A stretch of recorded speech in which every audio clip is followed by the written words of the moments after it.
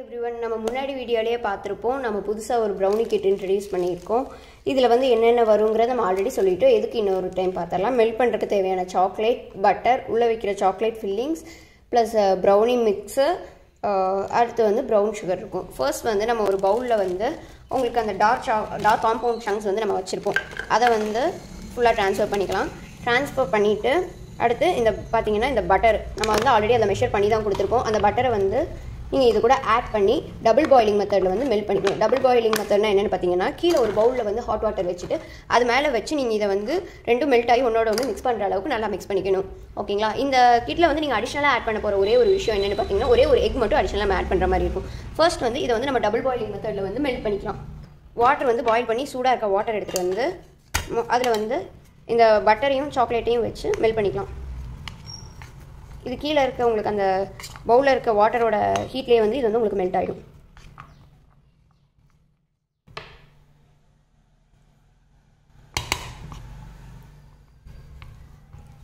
உங்களுக்கு பாத்தீங்கனாலே தெரியும் இதுல கொஞ்சம் கொஞ்சமா மெல்ட் ஆயிட்டு இருக்கு அந்த ஹீட்ல.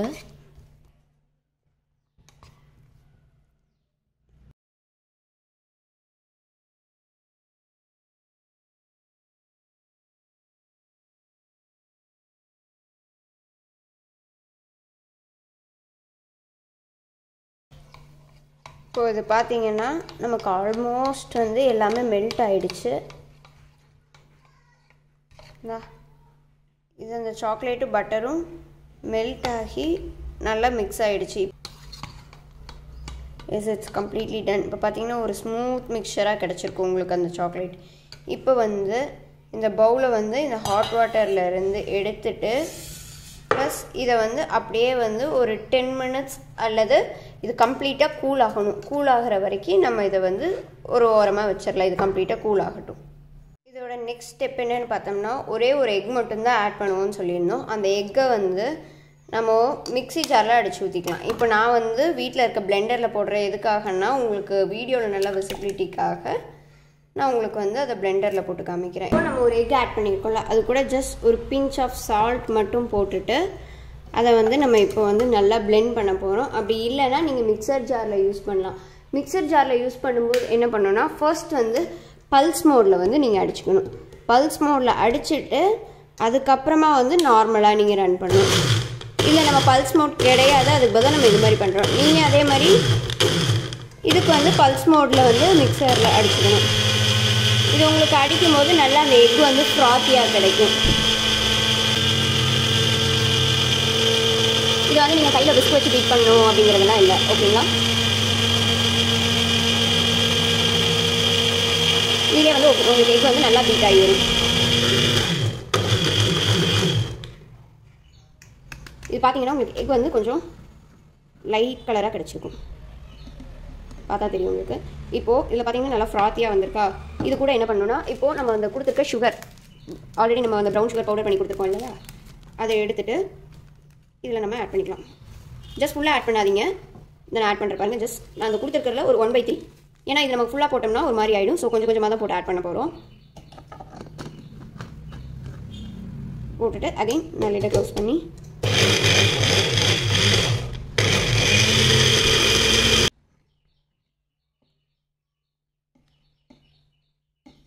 இப்போது இதில் நம்ம 2 பேட்சாக வச்சுருந்ததில் பேலன்ஸோட சுகரும் நம்ம பேலன்ஸ் இருக்க எல்லா சுகரும் ஆட் பண்ணிக்கலாம். இதே உங்களுக்கு மிக்ஸி ஜாரில் நீங்கள் யூஸ் பண்ணிங்கன்னா உங்களுக்கு கொஞ்சம் ஈஸியாக இருக்கும். நான் இது உங்களுக்கு விசிபிலிட்டியாக தெரியணுங்கிறதுக்காக நான் பிளெண்டர் யூஸ் பண்ணுறேன்னே தவிர.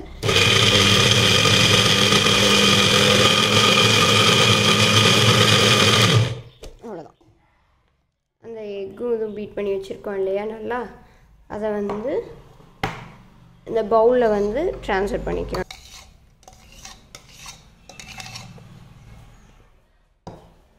பண்ணி வச்சுருக்க சாக்லேட் இது ஆல்ரெடி நம்ம மெல்ட் பண்ணி அளவு கூல் பண்ணுறதுக்காக வச்சுருக்கோம்ல, அதை வந்து இது கூட ஆட் பண்ணிக்கணும்.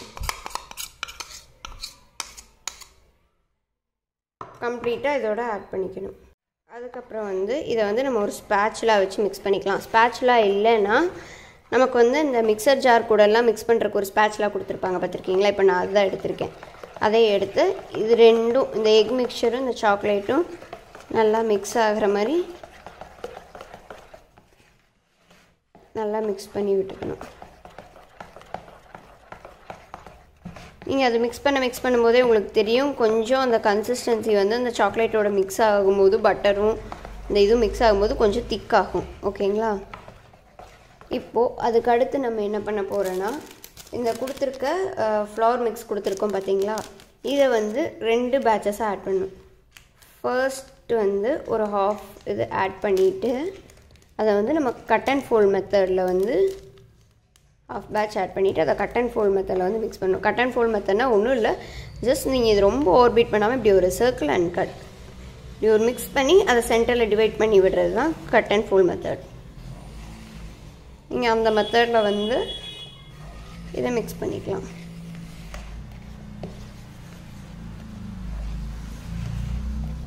அப்படி கொஞ்சம் கொஞ்சமாக 2 பேட்சாக நம்ம எதுக்காக போடுறோன்னா எந்த லம்ஸ் இருக்காது, லம்ஸ் இருந்திருந்தாலும் உங்களுக்கு மிக்ஸ் ஆகிடும். நம்ம இருக்க எல்லா மிக்ஸையும் போட்டு இதில் மிக்ஸ் பண்ணிக்கலாம். ரொம்ப ஓவராக பீட் பண்ணிடாதீங்க.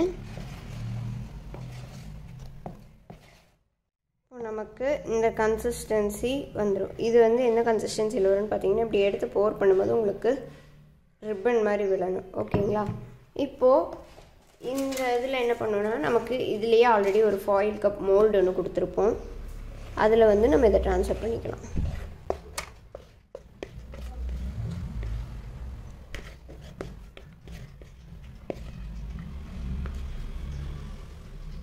நம்ம இதை ட்ரான்ஸ்ஃபர் பண்ணிவிட்டு ஜஸ்ட் ஒரு டேப் பண்ணோன்னா அதில் இருக்க பபிள்ஸ் எல்லாம் இதாகிடும். அடுத்து வந்து நம்ம என்ன பண்ண போகிறோன்னா இதில் வந்து உங்களுக்கு நான் சாக்லேட் ஃபில்லிங்ஸ்க்காக வந்து நம்ம கொடுத்துருக்கோம் சாக்லேட்ஸ் க்யூப்ஸாக. இதை வந்து இதில் வந்து நம்ம ஃபில் பண்ணி வைக்க போகிறோம்.